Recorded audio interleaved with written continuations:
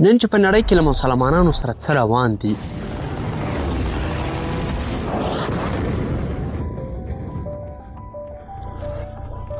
دا په تاریخ کې لومړی ځل نه دی. نږدې 1000 کاله وړاندې هم مسلمانان له همدې حالاتو سره مخ وو.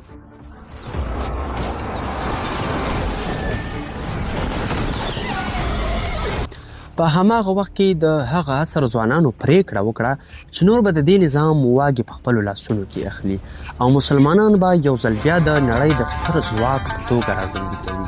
په همدې حالت کې د افغانستان له یوې کوچنۍ سیمې څخه یو ځوان راپورته شو چې نوم یې شهاب الدین محمد غوري و. غوري له خپل مشر ورور سره یو ځای د افغانستان له یوې کوچنۍ سیمې څخه د یوې نوې سترې واکمنۍ بنسټ کېښود. همدا واکمني وروسته د هند په تاریخ کې د لومړي ځل لپاره د مسلمانانو د حکومت د جوړېدو لامل شو.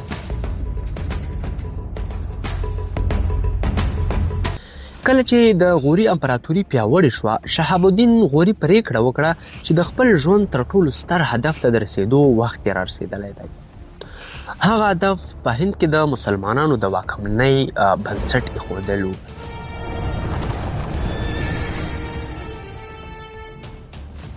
بل لور ته له دې سیمې څخه په زرګونه کیلومتره لرې په مصر کې یو بل ځوان د دې پراخې خاورې نوی سلطان شو. د هغه د ژوند یوازینی هدف دا و چې بیت المقدس بیرته د مسلمانانو تر ولکې لاندې راولي.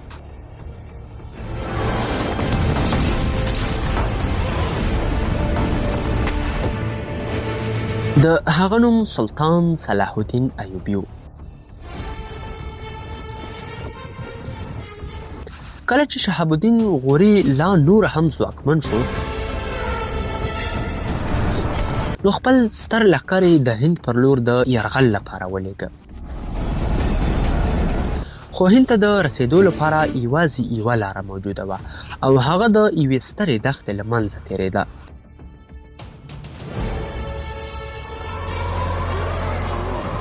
ځکه د شمالي لارې واک د بل ځواک په لاس کې و. کله چې د غوري لښکر دې دښتې ته ورسېد، نو پوه شول چې دا یوه ډېره خطرناکه دښته ده. هلته نه خواړه او نه هم اوبه پیدا کېدلې. د لښکر تنده دومره زیاته شوه چې ویل کېږي ځینو سرتیرو د ژوندي پاتې کېدو لپاره د خپلو اسونو وینه هم وڅښله. له ډیرو کړاوونو او سختۍ وروسته لښکر بالاخره وتوانید چې دا پراخه دښته له خپلو قدمونو تېره کړي. خو کله چې له دښتې راووتل، نو د هند یو ستر او چمتو پوځ یې مخې ته ولاړ ولید. د هند پوځ غوري په داسې حالت کې راګیر کړ چې د وتلو هیڅ لاره نه وه. جګړه سخته شوه او د غوري لښکر ته درانه زیانونه واوښتل.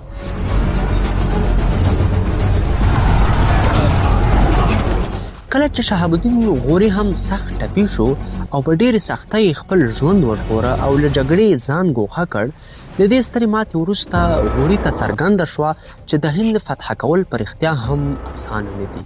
داسې ښکارېده چې د هغه د ژوند تر ټولو لوی هدف، یعنی د هند نیول به یوازې یو خوب پاتې شي. خو هغه هیڅکله تسلیم نه شو. غوري د راتلونکو 12 کلونو لپاره ځان او خپله واکمني لا پیاوړې کړه.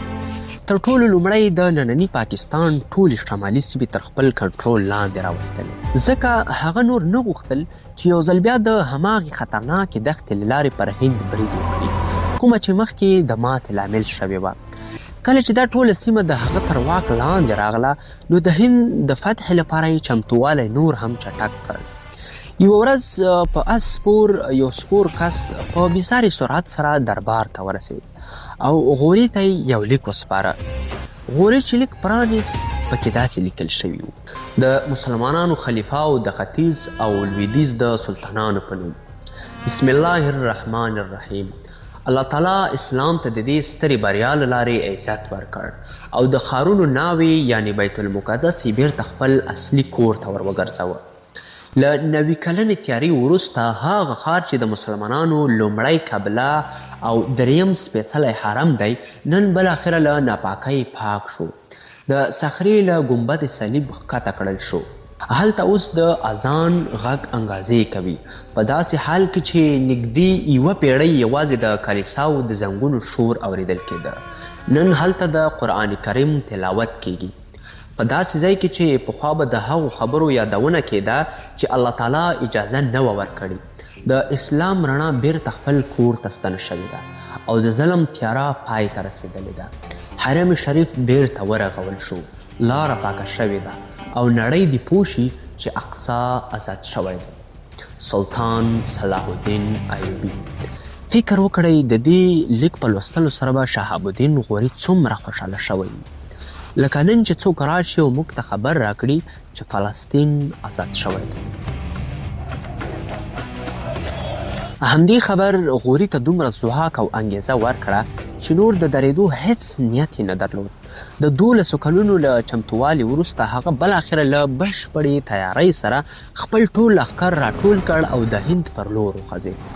کله چې هند ته داخل شو نو په نسبتا اسانۍ سره یې یو په بل پسې سیمې تر خپل کنټرول لاندې راوستلې او مخ په وړاندې روان و.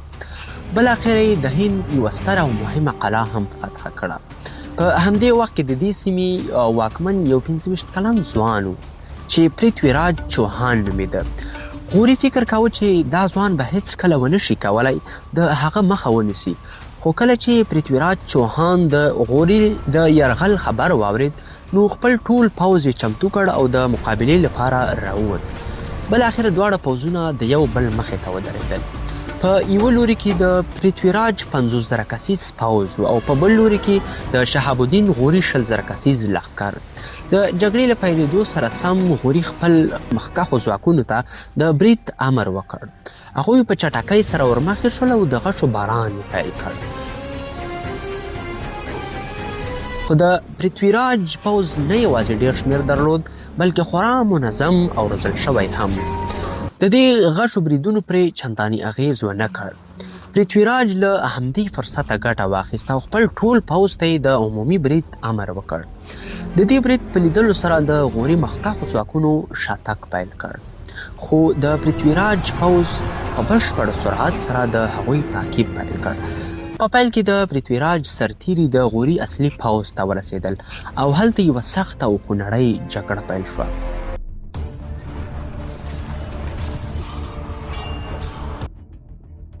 یو څه وخت لپاره د غوري لښکر مقاومت وکړ او د دښمن مخه یې ونیوله. خو د مقابل لوري شمېر ډېر زیات و. ورو ورو د غوري سرتیري وژل کېدل او کرښې ماتېدلې. کله چې غوري دا حالت ولید حیران پاتې شو. هغه له ځان سره وویل دا څنګه کیدی شي؟ موږ څنګه ماتې خوړلی شو؟ آیا زموږ د 12 کلونو ټولې هڅې به بې پایلې شي؟ خو د شاتګ پر ځای یو بل تصمیم ونیو. هغه خپل اس د دښمن د پوځ پر لور په بشپړ سرعت سره ورمات کړ.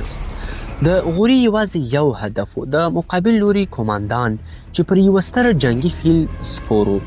غوري په بېساري سرعت د هغه پر لور ورنږدې شو.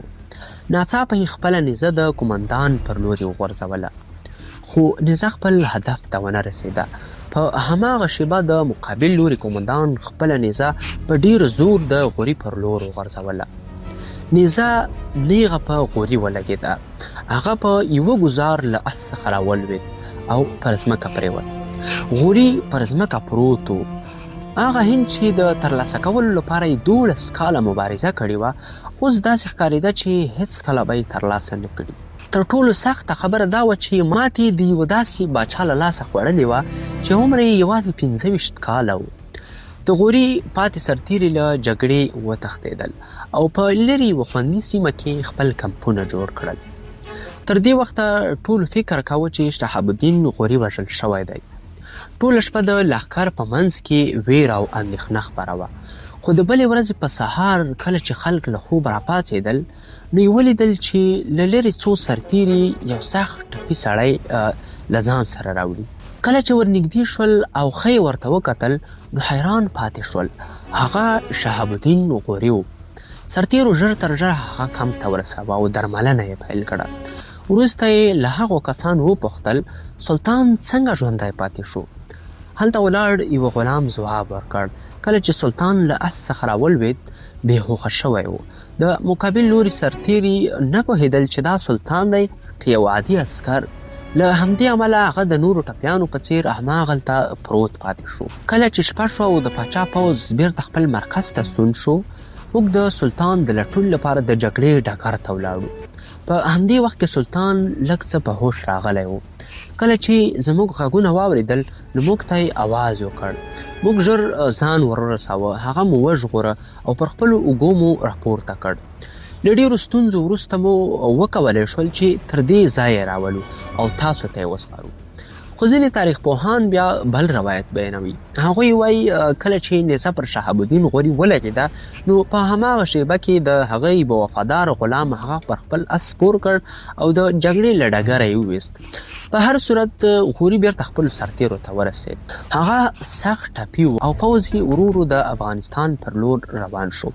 د ټپونو درد یې زغمه، خو تر دې لوی درد دا و چې نه پوهېده څنګه به د خلکو سترګو ته درېږي. څنګه دا دویم ځل و چې له هند څخه ماتې خوړلی راستنېده او دا ځل خو یې د 12 کلونو نه ستړي کېدونکې هڅې هم له ځان سره له منځه وړې وې.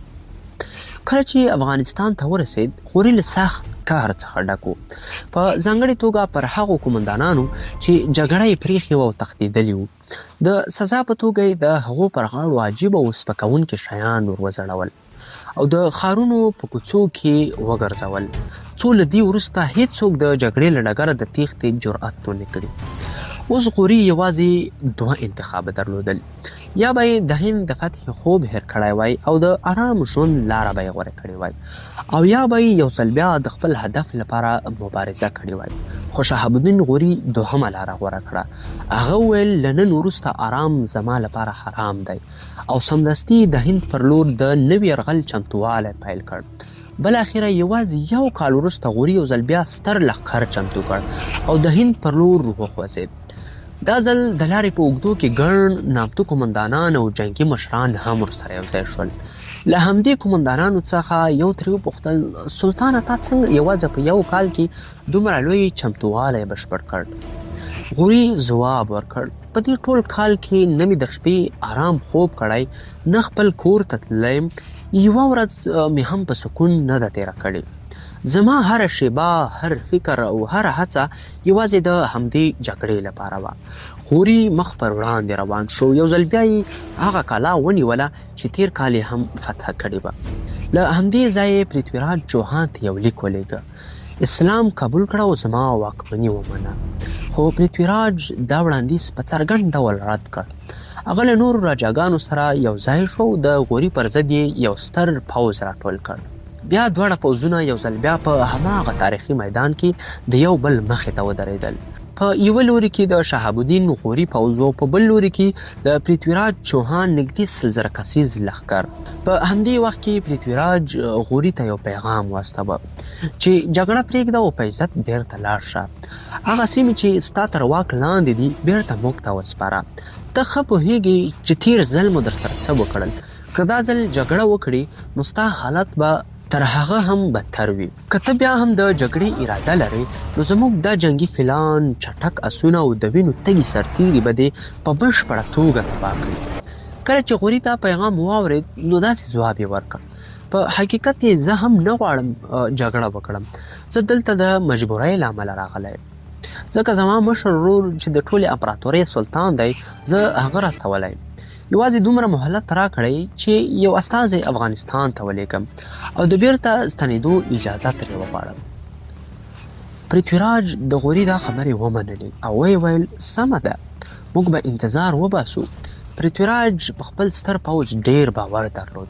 هغه فکر کاوه چې غوري د ده د ځواک مقابله نشي کولی. همدې ډاډ هغه بېغمه کړ. شپه راورسېده. د پاچا په کمپ کې جشنونه، موسیقي او خوشحالۍ روانې وي. سرتیري مطمئن وو چې بریا د دوی په برخه ده. ورو ورو ټوله اردو ویده شوه. خو د شپې په تیارو کې د جګړې په ډګر کې بل ډول کیسه لیکل کېده. ناڅاپه کمپ نه باندې د شور او ځواک غږونه پورته شول. سرتیري له خوبه راویښ شول او له خیمو راووتل. کله چې بهر وکتل نو حیران پاتې شول. د غوري ټول پوځ د دوی مخې ته ولاړ او له کوم ځنډ پرته یې مستقیم برید پیل کړی و. د ناڅاپي برید له امله د پرتویراج پوځ وارخطا شو. سرتیرو هر لور ته منډې وهلې او د پوځ ټول نظم او ترتیب ګډوډ شو. پرتویراج په حیرانتیا سره چیغه کړه دا څنګه ممکنه ده؟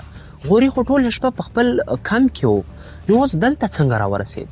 خو حقیقت بل څه و. دا د شهاب الدین غوري یو له تر ټولو هوښیارانه پوځي چلونو څخه و. هغه د شپې په خپل پخواني کمپ کې څو سرتیري پرېښي وو او امر یې ورته کړی و چې ورونه بل وساتي څو د دښمن جاسوسان فکر وکړي چې غوري لا هم هلته موجود دی. خو په حقیقت کې غوري له خپل ټول لښکر سره د شپې له تیارو څخه ګټه واخیسته. له بلې لارې راوګرځېد او د لمر له راختلو مخکې خپل ټول پوځ د پرتویراج د کمپ تر څنګ ورسوه. سهار وختي په داسې حال کې چې پرتویراج لا ویده و، د غوري پوځ یوې ډلې ناڅاپي برید وکړ. دې برید د پاچا د پوځ ټول نظم ګډوډ کړ او ګڼ شمېر جنګي فیلان هم له منځه ولاړل. غوري خپل پوځ په 4 برخو ویشلی و. خپل د اصلي ځواک تر شا ولاړو.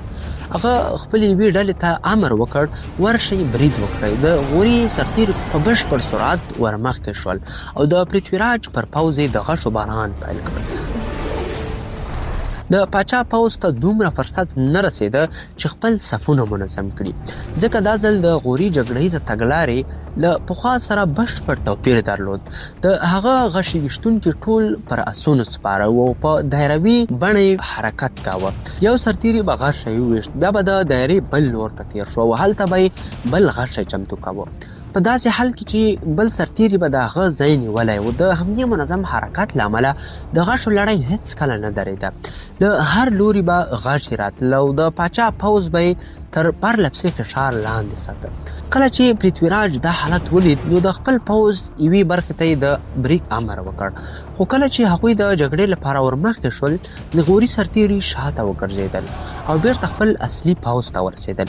سمدستي غوري خپلې دویمې ډلې ته امر وکړ اوس ستاسې وار دی. هغوی هم په هماغه تګلاره ورمخکې شول او د غشو باران یې پیل کړ. کله چې د پاچا پوځ د هغوی پر لور وخوځېد هغوی هم شاته لاړل. دا لوبه ټوله ورځ همداسې روانه وه. یوې ډلې به برید کاوه، غشي به یې ویشتل، بیا به شاته کېدله، وروسته به بله ډله راغله او هماغه کار به یې تکراروه. د ورځې تر پایه د پرتویراج پوځ سخت ستړی او ستومانه شوی و. هماغه شیبه چې غوري د دښمن ستړیا احساس کړه خپلو ټولو ځواکونو ته یې د عمومي برید امر وکړ. سخته او خونړۍ جګړه پیل شوه.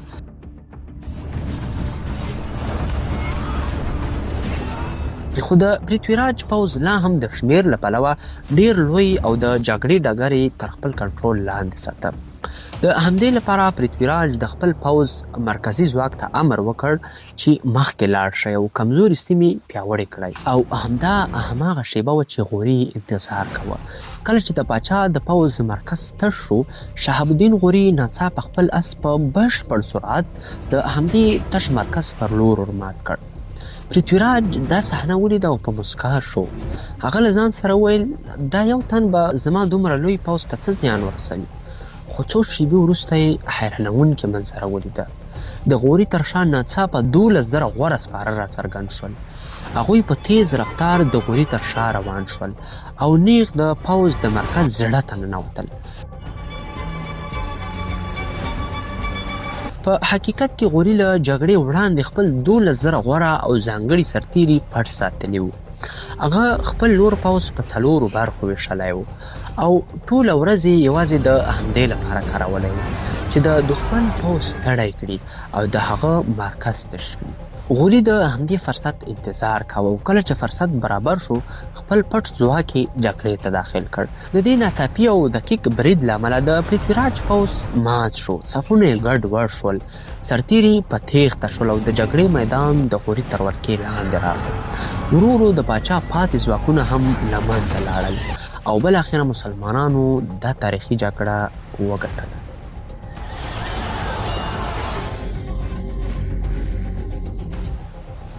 شهاب الدین غوري به په دې بریا څومره خوشحاله شوی ځکه دا یوازې د یوې جګړې بریا نه وه.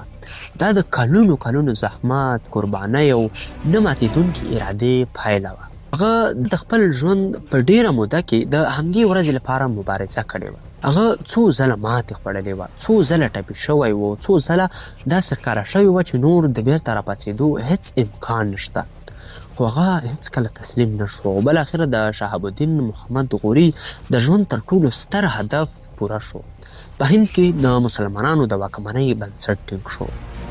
او هغه خوب چې کلونه یې دې لپاره مبارزه کړې وه په حقیقت بدل شو. د روایت له مخې غوري پیل کې پرتویراج چوهان وباخه او د اجمیر د والي په توګه وټاکه. ویل کېږي چې دواړو په نوم سکې هم ووهل شوې چې ځینې بېلګې تر ننه په میوزیمونو کې ساتل کېږي. خو له څه مودې وروسته پرتویراج بغاوت وکړ. غوري د هغه بغاوت وځپه. پرتویراج یې له واکه لرې کړ او د هغه زوی د نوي والي په توګه مقرر کړ. کله چې دا ټوله سیمه د غوري تر کنټرول لاندې راغله، هغه خپل یو باوري غلام او نامتو قومندان د پوځ مشر وټاکه او ورته یې امر وکړ مخ پر وړاندې لاړ شه او پاتې سیمې هم فتح کړه. د دې قومندان نوم قطب الدین ایبک و. قطب الدین ایبک په چټکۍ سره خپلې فتوحاتي هڅې روانې وساتلې او په لنډ وخت کې تر بنګال پورې پراخې سیمې د غوري دولت برخه وګرځولې. اوس شهاب الدین غوري له افغانستان تر بنګال پورې پر یوه ستر قلمرو واکمني کوله. بل لور ته سلطان صلاح الدین ایوبي هم د صلیبي لښکرو پر وړاندې بریالی شوی و او بیت المقدس بیرته د مسلمانانو تر ولکې لاندې راوستی و. د هغه وخت په نړۍ کې د مسلمانانو ځواک او نفوذ دومره زیات شوی و چې هیڅ ځواک په اسانۍ سره د هغوی د مقابلې جرأت نشو کولی. مسلمانان یو ځل بیا د نړۍ له سترو قدرتونو څخه ګرځېدلي وو او د راتلونکو پیړیو لپاره د سیمې پر سیاسي او پوځي تاریخ ژور اغیز پرېښود. د شهاب الدین غوري د سترې امپراتورۍ د ادارې یوه په زړه پورې ځانګړنه دا وه چې ډېری مهم ولایتونه او سیمې د هغه وفادار غلامانو قومندانانو اداره کول. غوري هغوی یوازې غلامان نه ګڼل. غوري هغوی روزلي وو، تربیه کړي وو او د خپلو زامنو په څېر یې پاللي وو. یو ځل چا له هغه وپوښتل سلطانه ستا له مړینې وروسته به دومره ستره امپراتوري څوک اداره کوي؟ ته خو خپل زامن هم نه لرې. غوري په ډاډ ځواب ورکړ نور پاچاهان به یو یا دوه زامن لري خو زما زرګونه زامن شته. همدا ترکي غلامان چې ما د خپلو زامنو په څېر روزلي دي زما د سلطنت وارثان دي. زما له مړینې وروسته به همدوی زما رسالت ژوندی ساتي او د دې خاورو ساتنه به کوي. او همداسې وشول. خو د هر ستر فاتح ژوند یو وروستی پاڼه هم لري. یو ورځ سلطان شهاب الدین محمد غوري په خپل کیم کې د ماښام لمونځ ادا کوه. هر څه عادي ښکارېدل خو ناڅاپه یو شمېر وسلوال کسان د کمپ شاته ورسېدل. هغوی ساتونکي ووژل او پټ کمپ ته ننوتل. په همدې وخت کې سلطان په سجده و. یو تن ورو ورنږدې شو او په خپل خنجر یې سلطان پر غاړه ووهه.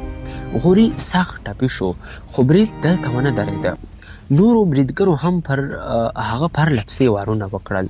د سلطان ټول بدن په وینو سور شو او په همدې برید کې شهاب الدین محمد غوري خپل ژوند له لاسه ورکړ. هغه سړی چې له افغانستانه راپاڅېدلی و له بې شمېره ماتو وروسته یې بیا ځان راپورته کړی و، د هند تر دروازو رسېدلی و او د تاریخ مسیر یې بدل کړی و. اوس له دې نړۍ سترګې پټولې.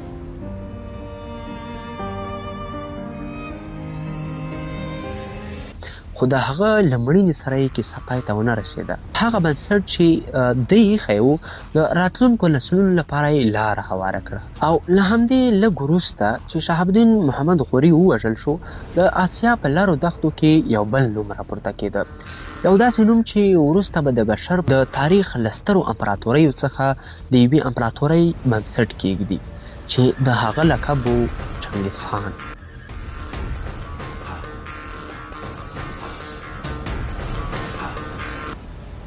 نو ملګرو زموږ نننۍ ویډیو تر همدې ځایه وه. که ویډیو مو خوښه شوې وي ویډیو در سره لایک کړئ، کمنټ وکړئ، خپلو ملګرو سره یې شریکه کړئ او د نورو داسې تاریخي او معلوماتي ویډیوګانو لپاره د فکر یوټیوب چینل در سره حتما سبسکرایب کړئ. له توجه څخه مو نړۍ مننه. والسلام.